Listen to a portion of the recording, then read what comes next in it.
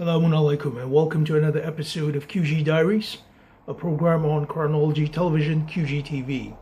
Today marks day 18 of Ramadan 2015, and today we will be looking at the question, what is Hadith? At least as far as Quran goes.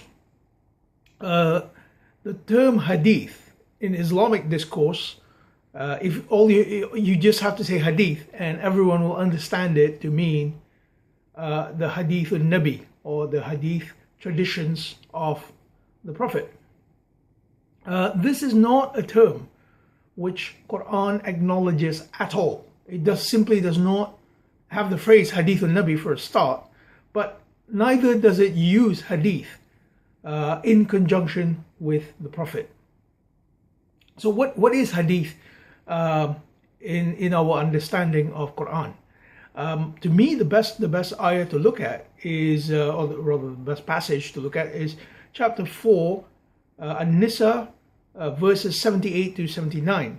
Now in this passage, we are dealing with the expedition and organization of the mu'mineen, the believers. And in this particular condition, Allah is telling the believers about what's happening to them. So basically, they say, okay, well, good things are happening to them. So they say, okay, well, this is from the side of Allah, min indillah. So that's good. It's a good thing. Then when bad things happen to them, they say this is min indik, as in referring to the messenger or the reader. So Allah is saying, what's the matter with these people that they barely understand a hadith?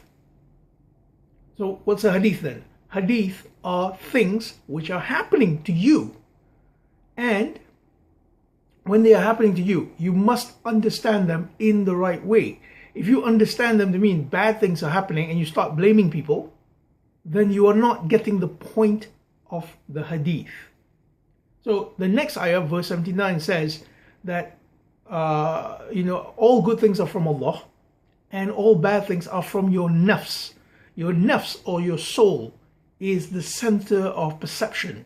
So it is in your perception that things are bad which are happening. And when you perceive it in that way, then those things do not become useful to your life. So that's chapter 4, An-Nisa, verses 78 to 79. Then we have a rather famous ayah, chapter 39, Az-Zumar, verse 23. I'm just going to get the first phrase. Please, as I said, always read the context, the full verse, and the passage yourself.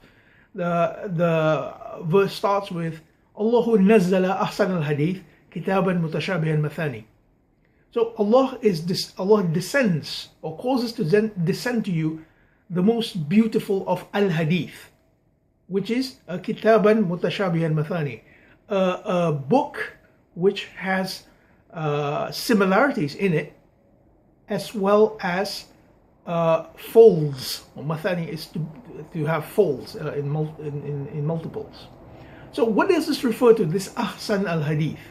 Now the al-hadith shows that it refers to the context, and the context is chapter 39, Az-Zumar obviously, verses 21 to 22, which explains how your life blossoms under the project of Islam.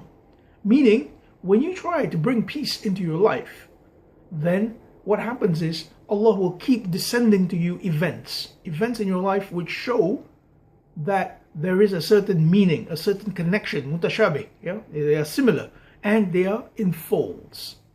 So that's Ahsan al-Hadith. Another ayah to look at is chapter 12, Surah Yusuf, the last ayah, which formulates the stories of Quranic personalities. لَقَدْ كَانَ فِي قِصَصِهِمْ عِبْرَةٌ لِأُولِي الْأَلْبَابِ. Verily, in their stories or relationships,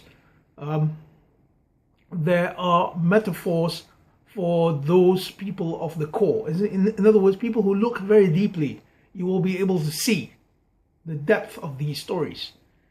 And the ayah continues, مَا كَانَ حَدِيثًا يُفْتَرَى. So these hadith, this hadith of the messengers, if you like, they are not forged. They are essentially not forged. So when you read them, you will find that they are a reflection of you if you look deeply enough. So if you see chapter 4, verse 78, 79, it's talking about Hadithan, your events in your life. These events are essential events. So they come together and you can understand the meaning of the events in your life. That's essentially the purpose of Hadith. So with that, I've gone over time again. I just can't seem to remain within the time limit anymore. So I've given up. Thank you very much for viewing today's episode of QG Diaries. And inshallah, we'll see you again for day 19. Thank you very much and bye.